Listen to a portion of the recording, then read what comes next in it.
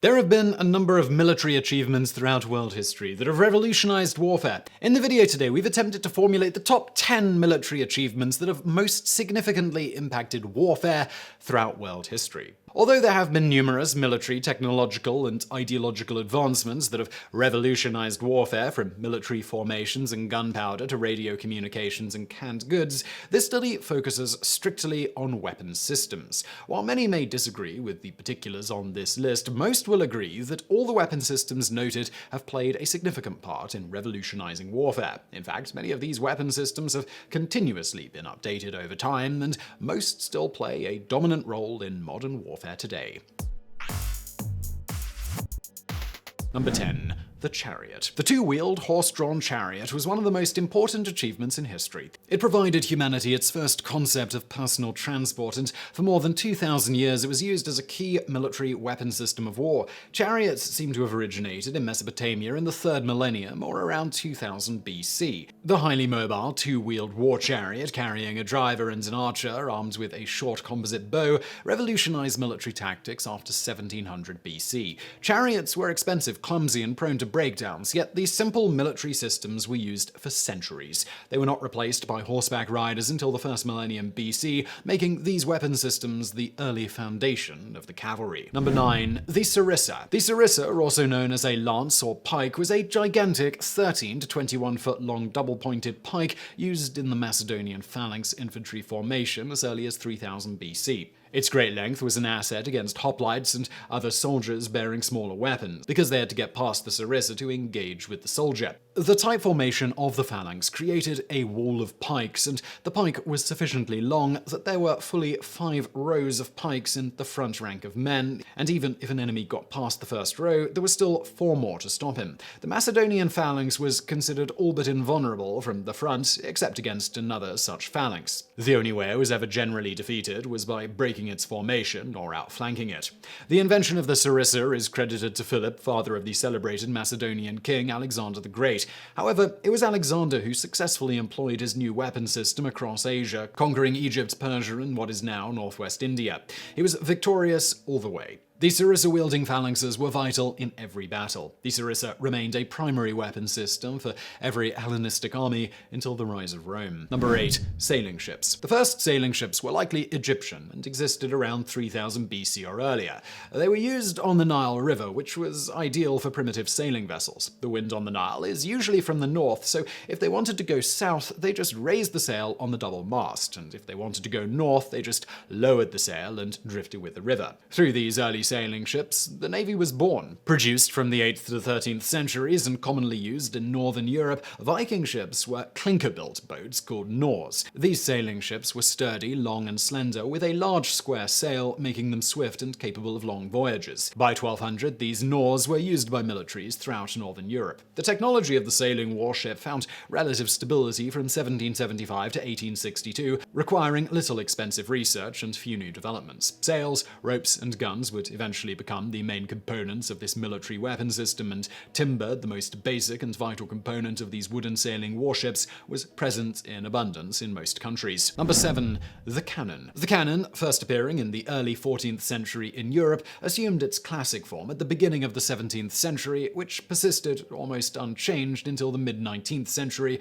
at which time it was superseded by the breech-loading rifle gun. Until the early 17th century, cannons in a battle were immobile, and the two-wheeled gun carriage was slow to be developed. This military weapon system would eventually add a new service branch to the army, and the artillery would soon join the cavalry and infantry. It was a shock weapon most effectively used en masse, and its placement was critical. The battery itself was fixed, but fire could be directed to any point within range very quickly. The battery had to be carefully protected from assault, while its field of fire had to be as open and as level as possible. One good volley across the front of a cavalry or infantry charge would lead to incredible destruction. The weapon system was most vulnerable to a cavalry attack from the rear, rendering its powerful weapons useless.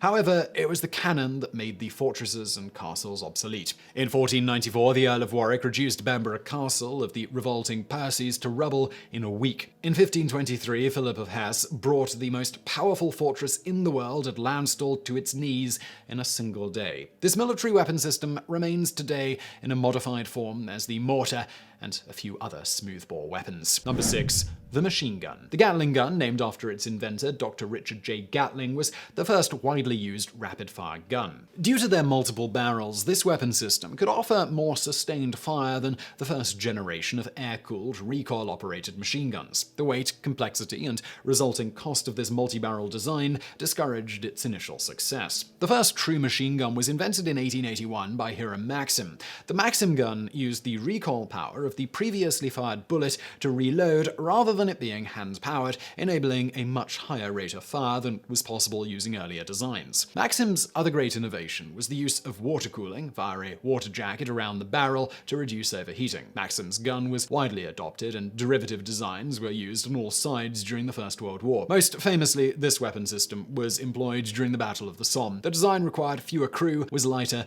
and more usable than earlier Gatling guns. It would be another 50 years before Gatling's concept was again improved to allow extremely high rates of fire as found today in miniguns and other automatic aircraft cannons. Today, many machine guns are mounted and even disconnected from humans as part of a robotic armament system, such as a tank coaxial or part of an aircraft's armament. These weapon systems are usually electronically fired and have advanced sighting enhancements. Number 5. The submarine. The Rotterdam boat, designed by a Frenchman named Desson in 1653, was probably the first underwater vessel specifically built to attack enemy ships. The 72-foot-long semi-submerged ram was supposed to sneak up unobserved and punch a hole in an enemy ship. The designer boasted that it could cross the English Channel and back in a day and sink 100 ships along the way. Since then, the submarine has revolutionized naval warfare. This military weapon system has demonstrated significant evolution from the days of the Civil War to its baptism by fire in the First World War to the nuclear subs of today, which carry intercontinental missiles and can cruise submerged for several months. Today, some 47 nations operate more than 700 submarines, and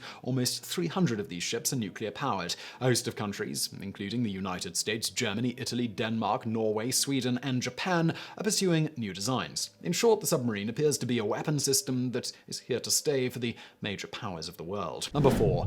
The Paratroopers. Perhaps no military weapon system has provided more flexibility on the battlefield as the employment of paratroopers. Certainly no weapon system has been so spectacular. Shortly after World War I, General Billy Mitchell proposed that parachuting troops from aircraft into combat could be an effective thing on the battlefield. During a demonstration of his concept at Kelly Field at San Antonio, Texas, 6 soldiers parachuted from a Martin bomber, safely landed, and in less than 3 minutes after exiting the aircraft, had their weapons assembled and were ready for action. Although US military observers dismissed the concept, not all of the observers arrived at the same conclusion. The German observers eagerly grasped the idea, and planners worked quickly to develop an effective military parachute organization. The Germans effectively developed their airborne forces, and at the start of the Second World War, used parachute troops in their spearhead assaults in Holland and Belgium. Spurred by the successful employment of airborne troops by the Germans in their invasion of the Low Countries, US military branches began an all-out effort to develop this new form of warfare.